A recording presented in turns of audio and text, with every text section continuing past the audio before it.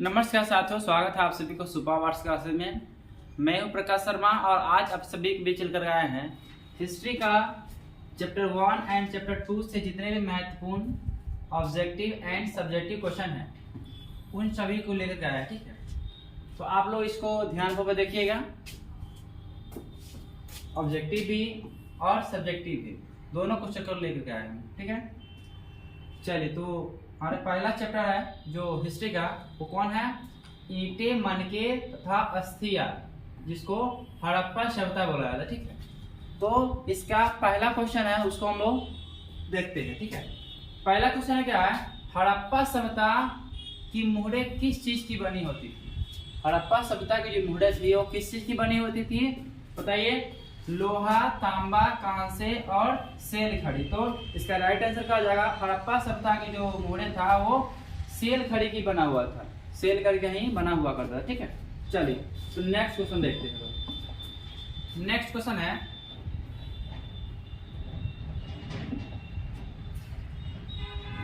बनावली किस राज्य में स्थित है? हरियाणा, पंजाब, गुजरात, महाराष्ट्र। तो इसका राइट आंसर क्या हो जाएगा? बनावली जो आपको स्थित है वो हरियाणा राज्य में स्थित है, बनावली। क्लियर है? चलिए नेक्स्ट क्वेश्चन देखते हैं। नेक्स्ट क्वेश्चन है, लोथल किस नदी के किनारे स्थित है? सिंधु नदी, ब्यास नदी, भोगवा नदी, रावी नदी। तो इसका राइट आंसर क्या हो जाएगा आपको? इसका राइट आंसर हो जाएगा लोथल जो है वो भोगवा नदी के किनारे लोथल स्थित है। क्लियर है? चलिए नेक्स्ट क्वेश्चन देखते हैं। नेक्स्ट क्वेश्चन है, सिंधु घाटी के निवासियों को किस धातु का ज्ञान नहीं था? तो सिंधु घाटी के निवासी को सोना का भी ज्ञान था, चांदी का भी था, तांबा का भी था। ये लोहा का ज्ञान सिंधु घाटी वासियों को ये नहीं था। क्लियर है? चलिए नेक्स्ट क्वेश्चन देखते हैं। नेक्स्ट क्वेश्चन है, ये क्वेश्चन बहुत ही इंपॉर्टेंट है, बहुत बार पूछा जा चुका क्वेश्चन है, क्योंकि 10 में 18, 19 एंड 21 इस सभी में क्वेश्चन पूछा गया हुआ। ठीक है, तो क्वेश्चन है कि हड़प्पा सभ्यता किस युग की सभ्यता है? तो इसका राइट आंसर क्या हो जाएगा? हड़प्पा सभ्यता जो है वो कांस्य युग की सभ्यता है। क्लियर है? चलिए नेक्स्ट क्वेश्चन देखते हैं। नेक्स्ट है जो हमारा पहला सब्जेक्टिव क्वेश्चन है, हड़प्पा सभ्यता की किन्हीं दो विशेषताओं का उल्लेख करें। हड़प्पा सभ्यता की दो विशेषताएं निम्न है। प्रथम यह है कि यह भारत की प्रथम नगरीय सभ्यता थी। हड़प्पा सभ्यता की जो खोज किया गया था, कब किया था? 1921 ईस्वी में हड़प्पा सभ्यता की खोज किया गया था। किसके द्वारा किया था? तो दयाराम साहनी के द्वारा, दयाराम साहनी। ठीक है, कहा कि यह भारत की प्रथम नगरीय सभ्यता थी और इस सभ्यता के नगर जाल की तरह बसे हुए थे। इनमें सड़क एक दूसरे को सीधा पकड़ते थे और पूरे नगर में नालियों का जाल बिछा हुआ था। क्लियर है? चलिए तो नेक्स्ट क्वेश्चन देखते हैं हम लोग। नेक्स्ट क्वेश्चन है,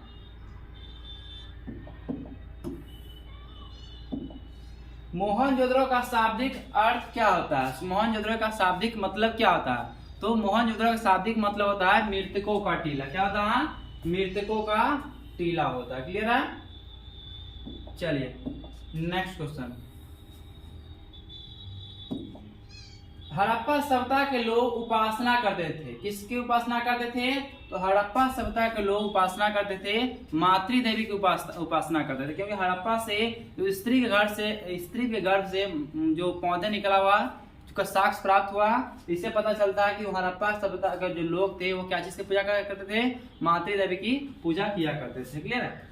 आप लोग इस सभी को जितने भी क्वेश्चन है ये बहुत ही इंपॉर्टेंट क्वेश्चन है, क्योंकि बार बार क्वेश्चन को रिपीटेशन होता था, पूछा जाता, और चैप्टर 1 से खासकर क्वेश्चन पूछा ही जाता, मैक्सिमम क्वेश्चन पूछा जाता है। इसलिए आप लोग इसको ध्यानपूर्वक और सही से इसको देखिएगा। क्लियर है? चलिए नेक्स्ट क्वेश्चन देखते हैं। नेक्स्ट क्वेश्चन है, सिंधु घाटी सभ्यता में हल का प्रमाण मिला। तो हल का प्रमाण कहां से मिला है बताइए? हड़प्पा, मोहनजोदड़ो, रोपन और कालीबंगा। तो इसका राइट आंसर क्या आ जाएगा आपको? सिंधु घाटी सभ्यता में कालीबंगा से कहा कि जुते हुए हल का साक्ष्य वहां से मिला हुआ। क्लियर है? चलिए नेक्स्ट क्वेश्चन देखते हैं। हल से जुते हुए साक्ष कहाँ से मिले हैं? तो इसका राइट आंसर क्या आ जाएगा आपको? इसका कालीबंगा। जस्ट बता है कि जो जुते हुए साक्ष यानी कि जो हल से जुते हुए साक्ष कहाँ से प्राप्त हुआ था? वो कालीबंगा से ही प्राप्त हुआ था। क्लियर है? चलिए नेक्स्ट क्वेश्चन देखते हैं। पुरातत्व के अंतर्गत निम्न में से कौन नहीं है? जो अभी बिहार बोर्ड द्वारा जारी किया गया मॉडल पेपर है उसमें फर्स्ट नंबर क्वेश्चन ही है जो पूछा गया कि पुरातत्व से इसमें से कौन नहीं है। तो इसका राइट आंसर क्या हो जाएगा? तो साहित्य हो जाएगा, क्योंकि सिक्के तो पुरातत्व से मिलता ही है, अभिलेख भी मिलता है और भग्ना विशेष भी होता है, लेकिन क्या होता है साहित्य होता है पुरातत्व से वो नहीं प्राप्त किया जाता। ठीक है, तो नेक्स्ट क्वेश्चन देखते हैं। नेक्स्ट क्वेश्चन है हड़प्पा सभ्यता में अग्निकुंड कहाँ से पाया गया? ये क्वेश्चन 2021 में क्वेश्चन पूछा गया हुआ।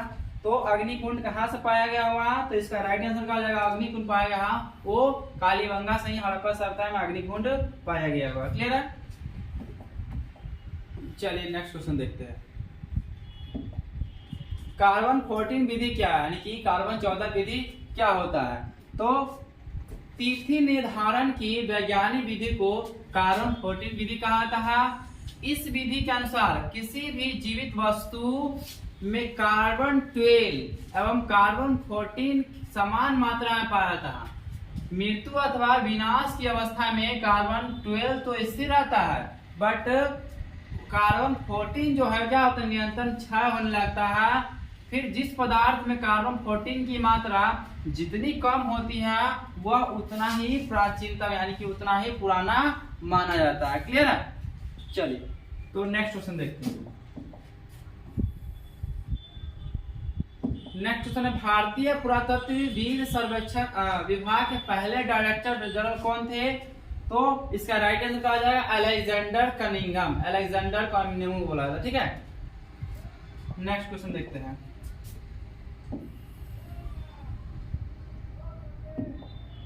सिंधु घाटी सभ्यता का कौन सा स्थल सिंध का बाग के नाम जाना था? सिंध का बाग, क्योंकि वहां पे ना बहुत ज्यादा भूमि क्या था उपजाऊ था, क्योंकि सिंधु नदी के किनारे स्थित था। तो वहां पे क्या कि भूमि बहुत उपजाऊ था, वहां से अच्छा खासा क्या था कि वो मतलब कि कृषि किया जाता। ठीक है, तो सिंध का बाग कहा था। आपको कहाँ से आता? वो कहाँ कहा था? तो मोहनजोदड़ो को सिंध का बाग कहा जाता। क्लियर है?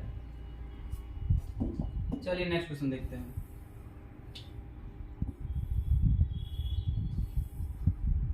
नेक्स्ट क्वेश्चन है सिंधु सभ्यता में समाज का स्वरूप कैसा था?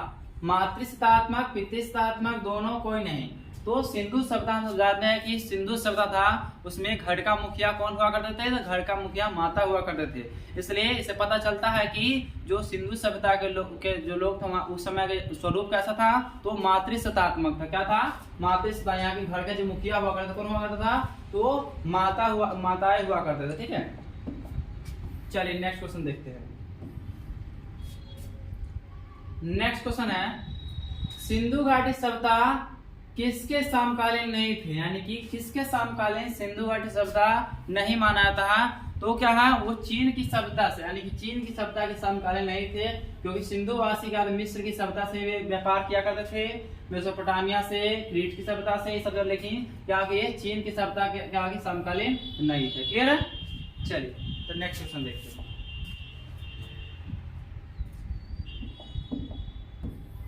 नेक्स्ट क्वेश्चन है घोड़े की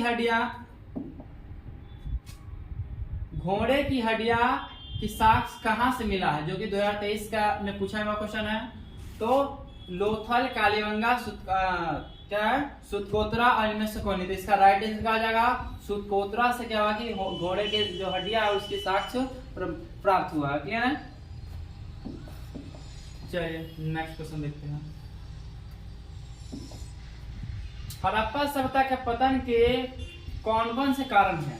तो हड़प्पा सभ्यता के पतन के अलग अलग इतिहासकार अलग अलग तरीके से मानते हैं उसको। ठीक है, तो जैसे कि पहला है कि हड़प्पा सभ्यता का पतन निम्नलिखित है। जैसे कि पहला है कि बाढ़ का। तो कुछ इतिहासकारों का मानना है क्या कि बाढ़ आया होगा और वहाँ के जितने भी लोग सभी का डूब गए होंगे और मर गए होंगे। ठीक है, तो कह रहा कि कई इतिहासकारों का मानना है कि हड़प्पा सभ्यता का पतन बाढ़ आने के कारण हुआ है। कहा जाता है कि हड़प्पा सभ्यता में बाढ़ आया और सब लोग डूब गया और इस सभ्यता का विनाश हो गया। इस प्रकार का हड़प्पा सभ्यता का पतन हो गया। ठीक है।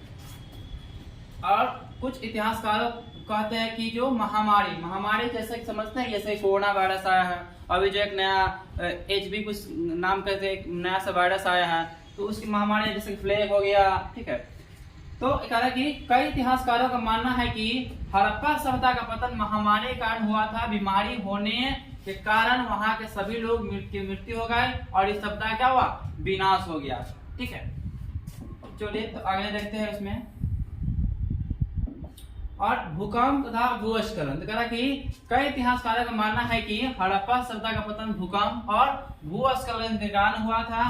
भूकंप आने के कारण वहां की सभ्यता के जीवन नीचे दब गई और सभ्यता का क्या हुआ, विनाश हो गया।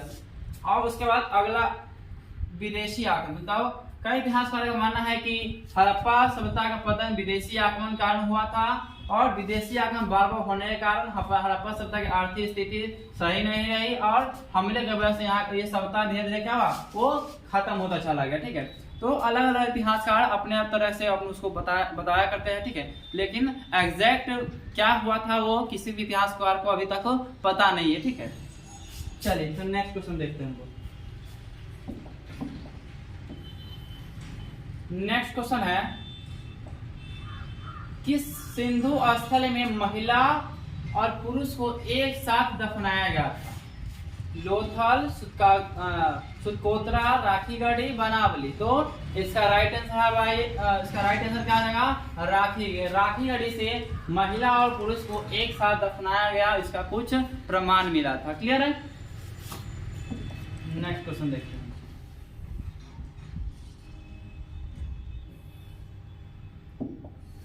सिंधु घाटी सभ्यता में विशाल स्नानागार के अवशेष कहाँ से प्राप्त हुए? ये भी क्वेश्चन मल्टीपल टाइम क्वेश्चन पूछा गया, 10, 13, 15, 16, 17, 19, यानी कि बार बार ये क्वेश्चन को पूछा जा रहा है। ठीक है।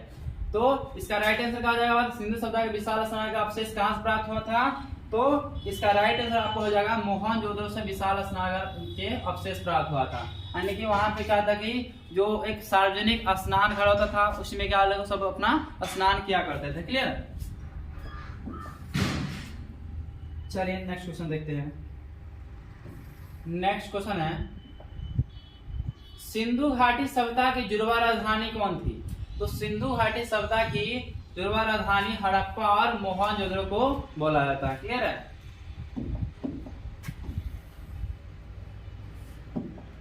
राखल दास बनर्जी को मोहनजोदड़ो के अवशेष किस बात प्राप्त हुआ था? राखल दास बनर्जी को मोहनजोदड़ो का अवशेष प्राप्त हुआ था आपको 1922 ईस्वी में हुआ था। और राखल दास बनर्जी को शॉर्ट में RD बनर्जी के भी नाम से जाना जाता है, RD बनर्जी। और दयाराम साहनी को क्या 1921 में क्या हुआ था कि वो हड़प्पा सभ्यता की खोज करने का काम किए थे। ठीक है। चलिए तो नेक्स्ट क्वेश्चन देखते हैं।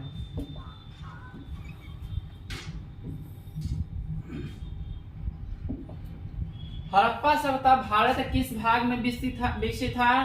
तो इसका राइट आंसर कहा जाएगा, हड़प्पा सभ्यता भारत के पश्चिमोत्तर भाग में विकसित था। और ये किस आकार का शेप में है? तो ये त्रिभुजाकार के आकार में, यानी कि इस आकार में क्या होता है, ये फैला हुआ है। क्लियर है। चलिए नेक्स्ट क्वेश्चन देखते हैं। नेक्स्ट क्वेश्चन है, हड़प्पा सभ्यता के नगर नियोजन के प्रमुख विशेषताओं का वर्णन करें अथवा हड़प्पा सभ्यता के नगर नियोजन प्रणाली के विवेचना करें। तो हड़प्पा सभ्यता का नगर नियोजन बहुत अच्छी थी और इसके कुछ प्रमुख कारण हैं। पहला क्या है कि सड़क। तो कहा कि सड़क, हड़प्पा सभ्यता की सड़कें पक्की ईंटों की बनी हुई थी और सड़क के दोनों ओर क्या थे, वो चबूतरे थे जहां लोग आराम करते थे। और सड़कें एक दूसरे को कहाँ पे समकोण पर काटती थी और बड़ी सड़कें से छोटी छोटी सड़कें जुड़ा हुआ करता। ठीक है। और उसके बाद आता है नाले। नाला है तो क्या कि नगर की योजना में नालों का बहुत महत्व था। सड़क के किनारे नालों बने थे जिससे बारिश से पानी आसानी से बाहर निकल जाता था। और नाले की यह व्यवस्था बताती है कि हड़प्पा सभ्यता क्या था, ये एक विकसित सभ्यता हुआ करता था। ठीक है। उसके बाद था कि भवन। तो भवन इस समय क्या था कि हड़प्पा सभ्यता के भवन पक्की ईंटों के बनी हुई थी और बहुत ही आकर्षक, बहुत ही सुंदर हुआ करता था। और इनकी बनावट से यह स्पष्ट होता है कि यह एक व्यवस्थित नगर था। ठीक है, उसके बाद था कि स्नानागार। तो कहा कि मोहनजोदड़ो में एक बड़ा विशाल स्नानागार मिला है जहां कई लोग एक साथ क्या करते, स्नान किया करते थे। और यह स्नानागार भी पक्की ईंटों की बनी हुई थी और नगर की योजना में इसका विशेष महत्व हुआ करता था। ठीक है, और उसके बाद अन्नागार। अन्नागार मतलब कि जो अनाज रखने वाला जो भंडार होता है कि हड़प्पा सभ्यता में कई नगरों में अन्नागार मिले हैं जहां लोग अनाज रखते थे। और यह भी नगर के होने का एक महत्वपूर्ण संकेत देता है। यानी कि हड़प्पा सभ्यता को वो बहुतों सा यानी कि 5 नामों से जाना था। हड़प्पा सभ्यता के अन्य नाम जो है वो क्या है, हड़प्पा सभ्यता,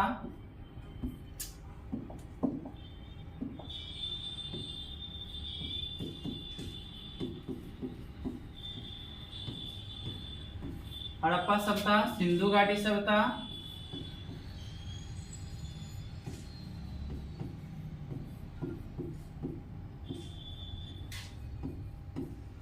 नगरीय सभ्यता,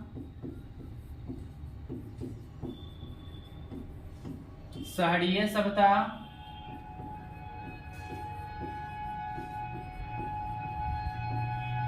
एंड हड़प्पा संस्कृति।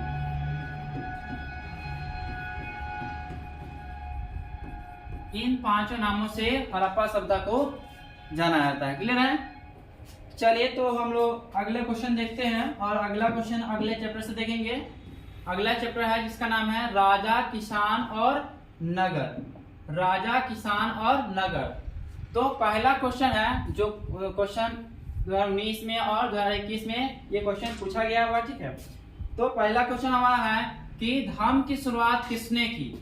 धर्म की शुरुआत किसने? चंद्रगुप्त मौर्य, चंद्रगुप्त, विक्रमादित्य, अशोक और कनिष्क। तो इसका राइट आंसर क्या आ जाएगा? इसका राइट आंसर हो जाएगा आपको अशोक है। अशोक जो थे धर्म की शुरुआत किए थे। क्लियर है? चलिए तो नेक्स्ट क्वेश्चन देखते हैं। नेक्स्ट क्वेश्चन है समुद्रगुप्त की तुलना किस यूरोपीय शासक से की जाती है? हिटलर, नेपोलियन, बिस्मार्क और मुसोलिनी। तो इसका राइट आंसर क्या हो जाएगा आपको? इसका राइट आंसर आएगा बिस्मार्क। बिस्मार्क से कहा कि समुद्रगुप्त की तुलना की जाती है। क्लियर है? चलिए नेक्स्ट क्वेश्चन देखते हैं। मौर्य वंश का संस्थापक कौन है? मौर्य वंश का संस्थापक कौन है? तो बताइए, चंद्रगुप्त, बिंदुसार, अशोक और कुषाण। तो इसका राइट आंसर क्या आ जाएगा आपको? चंद्रगुप्त मौर्य है जो मौर्य वंश का स्थापना किए हैं, जो नंद वंश के शासक, नंद वंश के शासक जिसका नाम है घनानंद। क्या नाम था?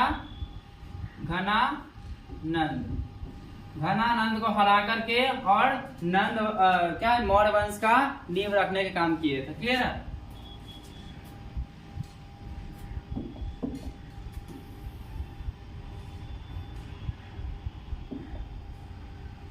चंद्रगुप्त की मृत्यु कहाँ हुई थी? तो चंद्रगुप्त की मृत्यु कहाँ हुई थी?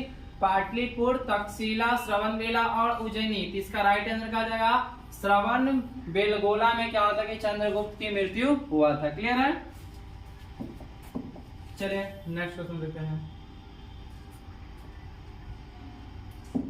तो चंद्रगुप्त मौर्य किस धर्म को मानते थे? तो चंद्रगुप्त मौर्य मानते थे वो जैन धर्म को माना करते थे। ठीक है, चलिए नेक्स्ट क्वेश्चन देखते हैं।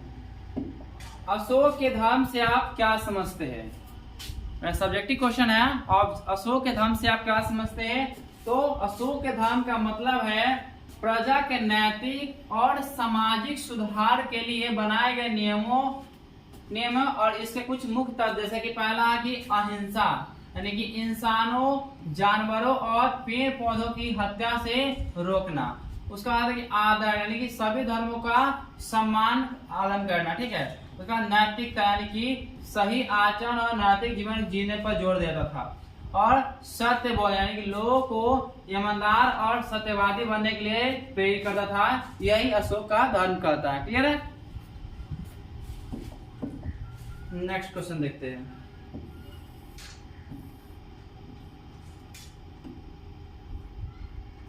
नेक्स्ट क्वेश्चन है, मौर्य वंश की राजधानी कहाँ थी? मौर्य वंश की राजधानी विदिशा, दिल्ली, पाटलिपुत्र, राजगीर। तो इसका राइट आंसर क्या जाएगा? विदिशा थी जो मौर्य वंश की राजधानी थी। क्लियर है?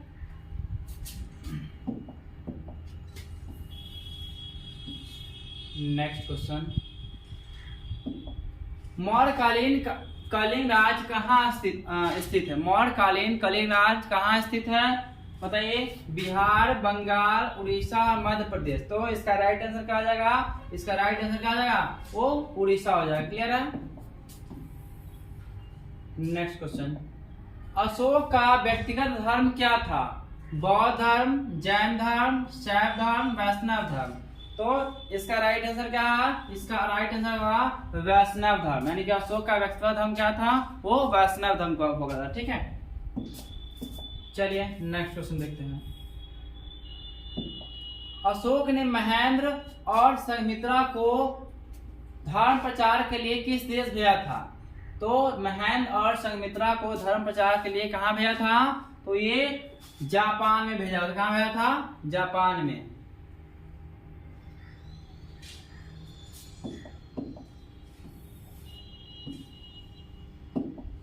अशोक किस वंश का शासक था? नंद वंश, मौर्य वंश, गुप्त वंश, चोल वंश। तो इसका राइट आंसर क्या आ जाएगा आपको? इसका राइट आंसर आएगा अशोक जो थे वो क्या थे? वो नंद वंश के शासक हुआ करता था। ठीक है, ये मल्टीपल टाइम में क्वेश्चन पूछा गया हुआ है। नेक्स्ट क्वेश्चन, कलिंग युद्ध का अशोक पर क्या प्रभाव पड़ा? कलिंग युद्ध पर अशोक का क्या प्रभाव पड़ा? तो कह रहा कि कलिंग युद्ध का अशोक पर गहरा प्रभाव पड़ा। इस युद्ध के बाद उसका जीवन पूरी तरह से बदल गया। पहले युद्ध में हुए खून खराबे को देख करके अशोक ने हिंसा को छोड़ करके अहिंसा को अपनाने का निर्णय लिया। अब युद्ध की बजाय धर्म का प्रचार करना शुरू किया।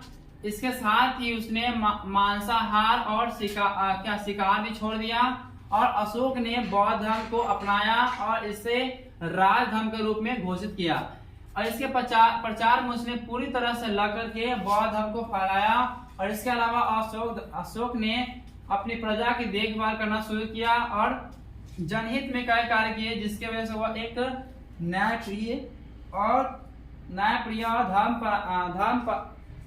धर्मपरायण शासक बन गया। क्लियर है? चलिए तो अगला क्वेश्चन देखते हैं। ठीक है, अगला क्वेश्चन है,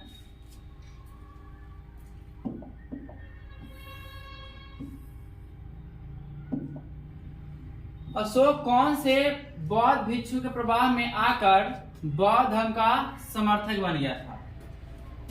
उपगुप्त, उपाली, राधागुप्त एंड नागसेन। तो इसका राइट आंसर क्या हो जाएगा? राइट आंसर हो जाएगा आपको उपगुप्त हो जाएगा इसका राइट आंसर। क्लियर है? चलिए नेक्स्ट क्वेश्चन देखते हैं। 16 महाजन पदों में सबसे शक्तिशाली महाजन पद कौन था? मगध, अवंती, कौशल, गांधार। तो ये जितने भी ऑप्शन देख रहे हैं ये सभी 16 महाजन पदों में से सभी राज्यों के नाम है। महाजन पद यानी कि राज हुआ करता। क्या होता? महाजन पद मतलब क्या होता? राज्य को बोला करते थे। ठीक है, जनपद उस समय हुआ करता था।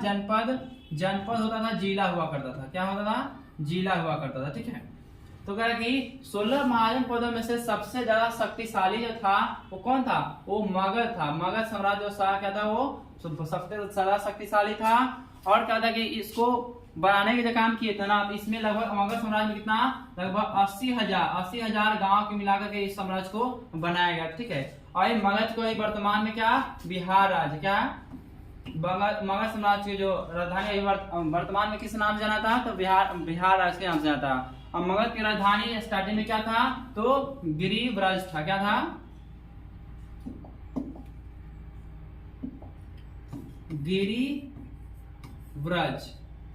गिरिव्रज था।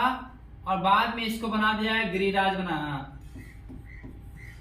सॉरी राजगिरी बना दिया, राजगिरी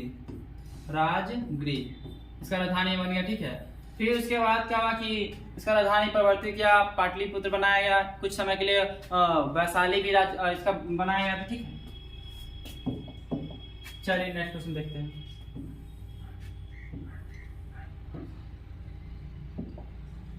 चंद्रगुप्त मौर्य के काल में कलिंग की राजधानी क्या थी? तो इसका राइट आंसर क्या आ जाएगा? तक्षशिला। तक्षशिला जो था वो कलिंग की राजधानी हुआ करता था चंद्रगुप्त मौर्य के समय में। ठीक है, चलिए नेक्स्ट क्वेश्चन देखते हैं।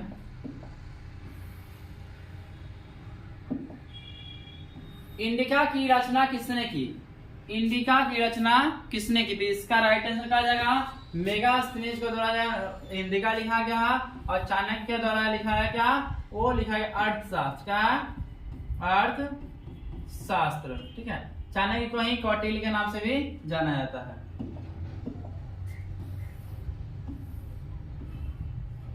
नेक्स्ट क्वेश्चन है, क्षेमेंद्र की रचना किसने की? मुद्राक्षस, अर्थशास्त्र, बृहद कथा मंजरी और कथा सरिता सागर। तो इसका राइट आंसर क्या आ जाएगा? इसका राइट आंसर हो जाएगा आपको बृहद कथा मंजरी, जिन्होंने क्या होता है कि वो क्षेमेंद्र की रचना करने का काम किए थे। क्लियर है? चलिए अगले क्वेश्चन देखते हैं। अगला क्वेश्चन है एंड सब्जेक्टिव है, हर्यक वंश का संस्थापक कौन था और उसका कार्यकाल बताए।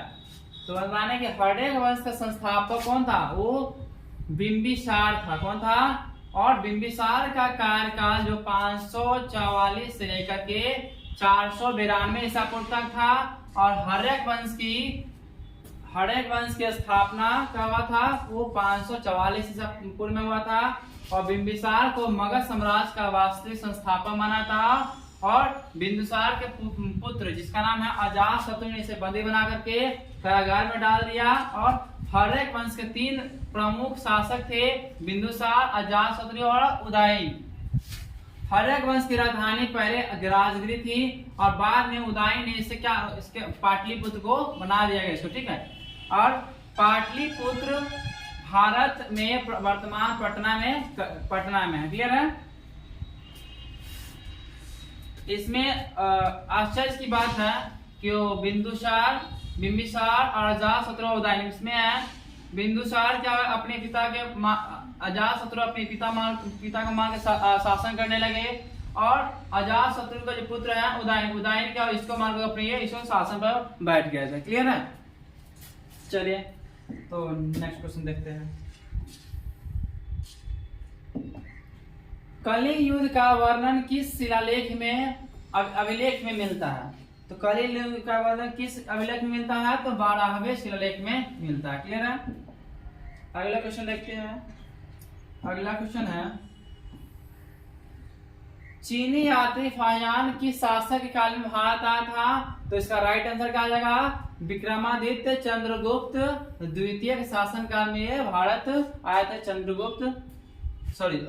फाहियान।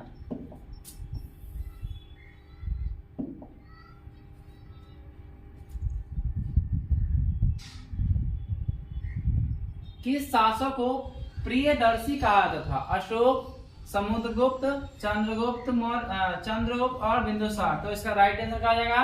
इसका राइट आंसर चंद्रगुप्त को आगे प्रियदर्शी कहा जाता। चलिए नेक्स्ट क्वेश्चन देखते हैं। नेक्स्ट क्वेश्चन है, भारतीय इतिहास का कौन सा काल स्वर्ण काल कहलाता है? स्वर्ण काल के नाम से कौन सा काल कहा जाता है? तो मौर्य काल, गुप्त काल, मुगल काल और अंग्रेज। तो इसका राइट आंसर क्या जाएगा? मुगल काल को स्वर्ण काल के नाम से जाना जाता है। क्लियर है? अर्थशास्त्र में कितने प्रकार के विवाहों का उल्लेख किया गया है? तो अर्थशास्त्र में टोटल 8 प्रकार के विवाहों का उल्लेख किया गया है। टोटल 8 प्रकार के विवाहों का उल्लेख किया गया है। क्लियर है? चलिए तो नेक्स्ट क्वेश्चन देखते हैं। गुप्त काल को भारत का स्वर्ण युग क्यों कहा जाता है? तो गुप्त काल भारतीय इतिहास में सांस्कृतिक, सामाजिक और धार्मिक, कला और विज्ञान के क्षेत्र में अद्भुत प्रगति का समय था। इसे भारत का स्वर्ण युग कहा जाता है क्योंकि इस समय की उपलब्धियां अद्भुत थी। पहला क्या है कि सामाजिक व्यवस्था, तो सामाजिक व्यवस्था में कि समाज में 4 वर्ण हुआ करते थे, एक ब्राह्मण, क्षत्रिय, वैश्य और शूद्र हुआ करते थे, और कई जातियां थी। जाति और वर्ण व्यवस्था सख्त थी, लेकिन जरूरत पड़ने पर दूसरे व्यवसाय अपनाने की अनुमति भी थी। ठीक है, उसके बाद देखिए स्थापत्य क्या था। तो इसमें क्या था कि गुप्त काल में भव्य मंदिरों का निर्माण शुरू हुआ, और ये मंदिर स्थापत्य कला में तत्कालिक और सौंदर्य का बेहतरीन उदाहरण है। उसके बाद है मूर्ति कला, तो देवी देवता, बुद्ध, तीर्थंकरों की मूर्तियां का निर्माण हुआ, और इस समय मूर्ति कला धर्म से प्रेरित थी। ठीक है, तो नेक्स्ट देखते हैं चित्रकला। तो कहा कि गुप्तकालीन चित्रकला का उत्कृष्ट उदाहरण है कि अजंता और बाघ की गुफाएं में मिलता है। इसमें रंगों, रेखा और भावों का अद्भुत उपयोग किया जाता है। साहित्य एवं भाषा, तो कहा कि संस्कृत साहित्य का स्वर्णयुग था, और कालिदास जैसे महान कवियों ने नाटक, काव्य और ग्रंथ रचे हैं। इसी समय पुराणों और स्मृतियों की भी रचना हुआ है। क्लियर है। उसके बाद है कि विज्ञान और तकनीकी, तो विज्ञान के क्षेत्र में उल्लेखनीय प्रगति हुई है। तो खगोल शास्त्र हो गया, गणित हो गया, और चिकित्सा के क्षेत्र में कई उपलब्धियां दर्ज हुआ है। यानी कि इन उपलब्धियों के कारण क्या गुप्त काल को भारतीय संस्कृति और इतिहास का स्वर्ण युग का काल कहा जाता है। क्लियर है। चलिए, तो हमारा सेशन यहीं पर खत्म होता है। ठीक है, इसको आप लोग ध्यानपूर्वक देखेंगे, और किसी प्रकार कोई समस्या हो तो कमेंट करके मुझे जरूर बताइएगा। ठीक है, और आप सभी चाहते हैं कि हमारे ऑफलाइन क्लास से जुड़ना, तो ऑफलाइन क्लास से आकर के हमसे जुड़ सकते हैं। न्यू बैच प्रारंभ है, न्यू बैच चल रही है, जो 7 से लेकर के 9 बजे तक, 7 से 9 भी न्यू बैच चल रही है क्लास 12 का, जो 2026 में एग्जाम देने वाले सबको। ठीक है, और आप सभी चाहते हैं तो जुड़ना मुझसे ऑफलाइन क्लास से, तो ऑफलाइन क्लास से जुड़ने के लिए कॉन्टेक्ट नंबर है 62 064 92 781। ठीक है, इस नंबर पर कॉन्टेक्ट करके हमसे ऑफलाइन क्लास से जुड़ सकते हैं। ठीक है, आप लोग कैसा सेशन लगा कमेंट में जरूर बताइएगा, और जिससे ज़्यादा से ज़्यादा शेयर करने की कोशिश कीजिएगा। ठीक है, धन्यवाद।